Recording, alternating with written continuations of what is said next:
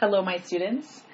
Today we are going to be reading a new book called Heroes of the Environment, and this was attached to the bin in case you want to print it out and write on it, or of course you can just write directly into your composition notebook. But we're starting on page 58, and there's actually no page number on 58. You have to find page 57 and then flip to the next page. This new book, Heroes of the Environment, is true stories of people who are helping to protect our planet.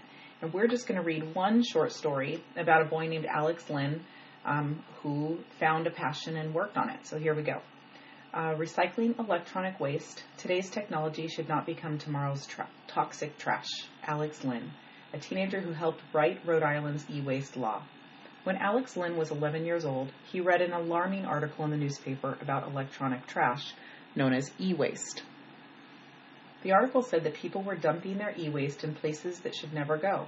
They were burying old computers in backyards, throwing TVs into streams, tossing cell phones in the garbage.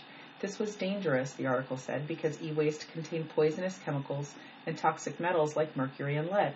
These harmful substances can leak into the environment, getting into crops and animals, water and supplies, and people. I was really worried, Alex remembers. Just think about it. You know these toys that have been recalled because they contain tiny amounts of lead that could be dangerous to children? Well, consider this. Each cathode ray tube, or CRT, monitor contains 4 to 8 pounds, nearly 2 to 4 kilograms of lead. Alex showed the article to a few of his classmates. They were worried too. What if it's happening here? We could be poisoning the environment and not even know it.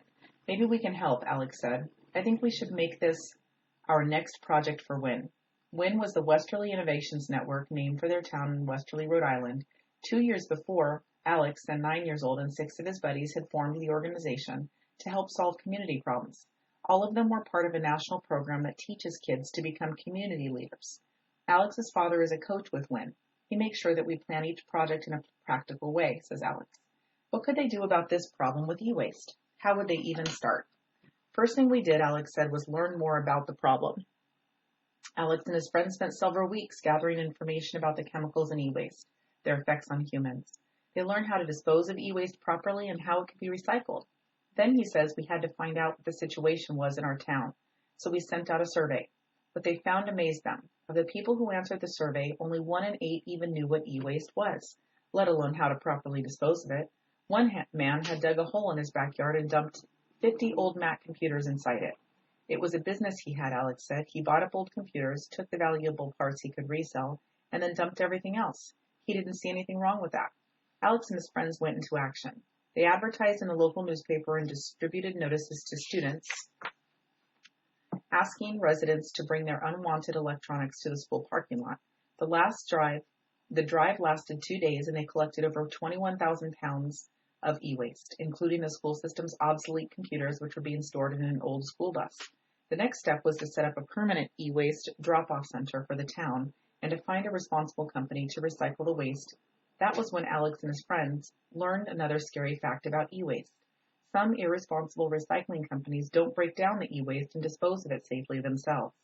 Instead, they ship it overseas to countries such as China and Nigeria, where local environmental laws are not enforced, and kids their age work at picking apart and burning e-waste to get out the valuable metals, with no masks or other kinds of protection.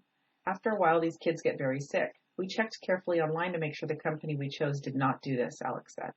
After setting up the e-waste drop-off center, Alex's team began to think about how to reuse some of the old computers so they wouldn't have to be recycled. In our research, we learned that reusing is the best way to deal with electronic devices that people don't want anymore, Alex says. That's because you can save energy and resources. Reusing is 7 times more efficient than recycling. If we could refurbish computers ourselves and distribute them to students who didn't have their own, we could help students in our area and protect the environment at the same time. Here's a picture of Alex at age 11 and his WIN team collecting e-waste. Look at all those old computers. Alex persuaded his school to start teaching students how to refurbish donated computers. These students were able to collect, restore, and distribute 260 computers to kids who needed them. Alex is especially proud of this part of his project. He was thanked on video by his mother of one of the students who got a free computer. Couldn't afford to buy a computer for my daughter, so she always had to go to the library to do her homework. Now, thanks to Alex and his group, she can do their homework at home. For the last solution for e-waste, the drop-off center wasn't enough. Laws would have to be passed. In 2005, Alex and his team met with state representatives who were pushing for an e-waste bill in Rhode Island. Their bill was very complicated. Among other things, it required companies that manufactured or sold electronics to take back their e-waste. The bill did not pass. Then in the spring of 2006, Alex testified at the State House in favor of a new e-waste bill that would simply forbid the dumping of e-waste.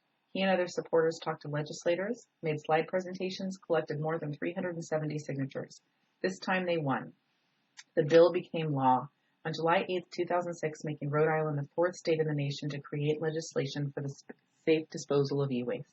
Since e-waste is a global problem, Alex and his friends are spreading their project internationally.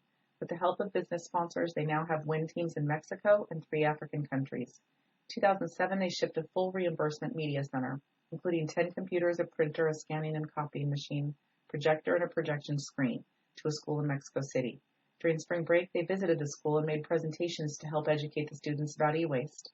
They have also shipped 2 refurbished media centers to Africa, one to an internet cafe in Cameroon and one to a cultural center in Nigeria.